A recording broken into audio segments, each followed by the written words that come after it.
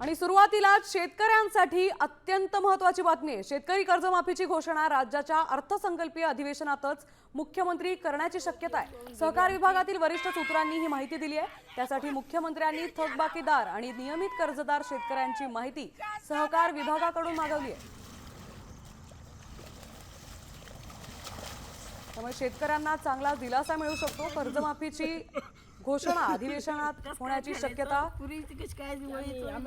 सहकार विभागाच्या वरिष्ठ सूत्रांनी वर्तवली आहे। कसं काय फेडायचं पुरी कशी काय दिवाळी आम्हाला 2 एकरच मका होती एवढी वाहून गेली आमची।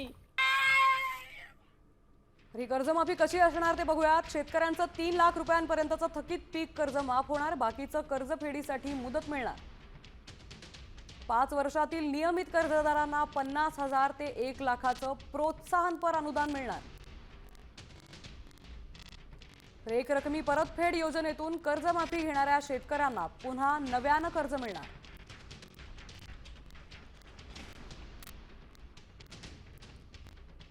एकूण शेतकरी आहेत 1,33,44,209, तर थकबाकीतील शेतकरी 24,73,566।